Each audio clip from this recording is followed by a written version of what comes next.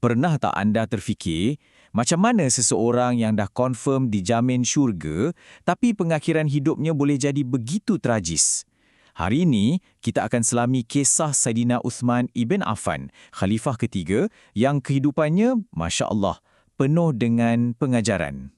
Dan ini bukan sekadar penceritaan biografi biasa ya, ini adalah sebuah kisah yang menunjukkan betapa bahayanya fitnah dan perpecahan, bagaimana ia boleh membawa kepada satu tragedi yang mengubah haluan sejarah Islam untuk selama-lamanya.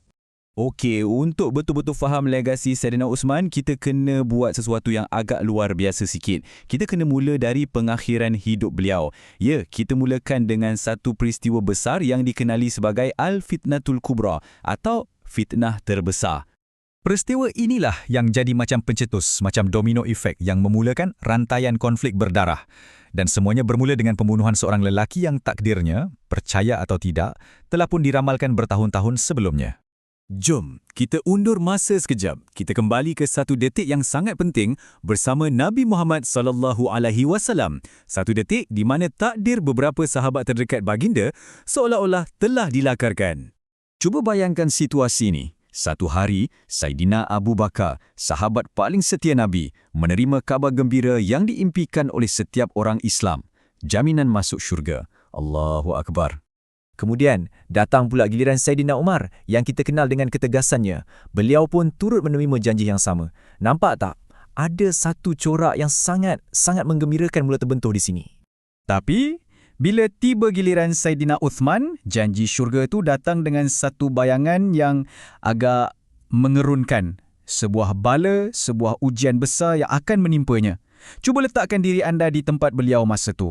Apa agaknya yang beliau rasakan? Jadi, siapa sebenarnya Saidina Uthman ni? Beliau ada gelaran yang sangat istimewa. Zunurain, yang bermaksud pemilik dua cahaya. Ini kerana beliau telah berkahwin dengan dua orang puteri Nabi. Tapi sifat yang paling menonjol pada diri beliau ialah sifat malunya yang memang luar biasa. Sifat malu beliau tu bukan biasa-biasa. Sampaikan Nabi sendiri pernah bersabda, "Tidakkah aku patut malu kepada seorang lelaki yang para malaikat pun malu kepadanya?" Ini menunjukkan betapa tingginya akhlak dan kepribadian Saidina Uthman. Tapi, jangan salah faham. Walaupun beliau seorang yang sangat pemalu, Saidina Uthman juga adalah seorang yang luar biasa dermawan. Dan legasi kemurahan hati beliau ni, percayalah, kesannya masih boleh kita rasa sampai ke hari ini. Contohnya, beliau beli telaga rumah dan wakafkan supaya semua orang boleh dapat air bersih secara percuma. Beliau jugalah yang membiayai projek perluasan Masjid Nabawi bila jemaah dah semakin ramai. Dan yang paling hebat, beliau biayai keseluruhan Jaisul Usrah atau tentera kesusahan dengan hartanya sendiri. Bayangkanlah. Tapi, inilah ironinya.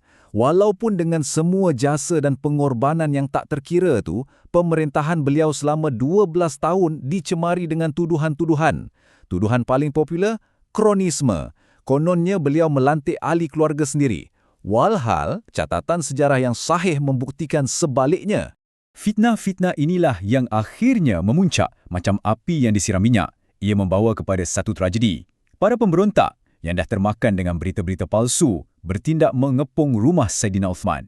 Dan dari sinilah saat-saat terakhir hidup beliau pun bermula. Dan apa yang berlaku seterusnya memang sangat kejam. Para pemberontak ni mereka sekat bekalan air kepada Saidina Uthman. Bayangkan mereka minum air dengan bebas dari telaga yang Saidina Uthman sendiri dah wakafkan untuk umum, manakala beliau terpaksa minum air masin di dalam rumahnya. Dalam keadaan macam tu pun, beliau tetap tenang. Beliau naik ke tempat yang tinggi di rumahnya dan membuat rayuan terakhir. Bukan untuk berbangga, tapi untuk cuba mengetuk semula pintu hati mereka yang dah tertutup rapat. Beliau bertanya, "Aku yang luaskan Masjid Nabi, dan hari ini kamu semua halang aku untuk solat di dalamnya. Masjid yang menjadi sebahagian dari dirinya kini terlarang untuknya." Beliau ingatkan lagi mereka tentang pengorbanan beliau untuk Jaisul Usrah, tentera yang beliau lengkapkan dengan hartanya sendiri, satu amalan yang Nabi sendiri telah janjikan syurga baginya. Tapi sayangnya, semua rayuan itu tak diindahkan. Pintu rumahnya dipecahkan. Dan ramalan yang pernah disampaikan oleh Nabi bertahun-tahun dulu, ramalan tentang bala itu, akhirnya menjadi kenyataan. Uthman ibn Affan telah syahid. Beliau dibunuh ketika sedang berpuasa dan darahnya yang mulia tumpah di atas helaian-helaian mushaf Al-Quran yang sedang dibacanya. Satu pengakhiran yang, subhanallah, amat tragis. Kematian Saidina Uthman ibarat membuka sebuah pintu fitnah yang tak pernah tertutup rapat semula. Ia membawa terus kepada Perang Jamal, kemudian Perang Siffin dan mencetuskan perpecahan dalam kalangan umat Islam yang lukanya masih terasa sehingga ke hari ini. Jadi, kisah Saidina Uthman ini sebenarnya adalah cermin untuk kita semua. Satu peringatan yang sangat jelas tentang betapa dahsyatnya bahaya fitnah dan perpecahan. Persoalan terakhir untuk kita renungkan bersama, adakah kita semua sudah benar-benar belajar daripada tragedi besar ini?